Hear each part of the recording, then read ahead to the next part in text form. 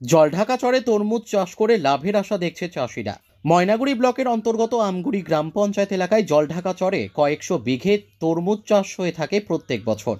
এবছর তরমুজ চাষের ফলন ভালো হওয়ায় তরমুজ চাষিরা লাভের আশা দেখছে। তরমুজ চাষি পীযূষ মণ্ডল বলেন, বিঘা প্রতি খরচ হয়েছে 8 থেকে 10,000 টাকা।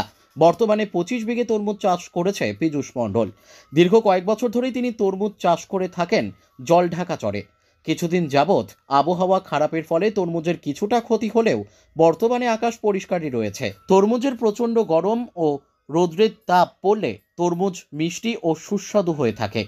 তরমুজ গাছ অনেকটাই সতেজ এবং তরমুজ বড় হতে শুরু করেছে।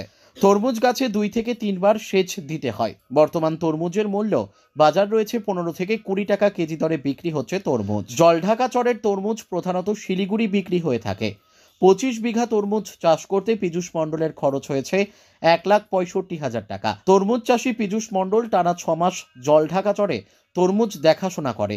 তরমুজ লাগানোর পর থেকে শুরু করে 6 মাস যাবৎ জলঢাকা চরে তাঁবু টানিয়ে পাহারা দিয়ে থাকেন। পীযূষ মণ্ডল আরও জানান, মাঝে মাঝে হাতির আক্রমণ হয়ে থাকে তরমুজ খেতে, সেদিকটাও নজর রাখতে হয়। তরমুজের ভালো ফলন হওয়ায় চাষিদের মুখে চওড়া হাসি। বর্তমানে তরমুজের বাজার দর হিসেবে এবছর তরমুজ চাষিদের অনেকটাই লাভ হবে বলে অনুমান করছে তরমুজ চাষিরা। ময়নাগুড়ি থেকে সুকুমার বিশ্বাসের রিপোর্ট, আমাদের টিভি। জমি আছে মোটামুটি 25 বিঘার মতো হবে।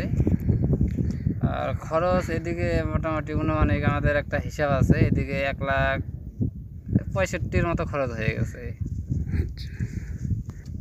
মোটামুটি 15-20 হাজার টাকার মতো আর খরচ হবে। বাইরের অনেক পার্টি আছে, যেরকম মেন বিক্রি করি আমরা শিলিগুড়িতে, মাল্লাগুড়িতে, ওইখানেই বিক্রি হয়।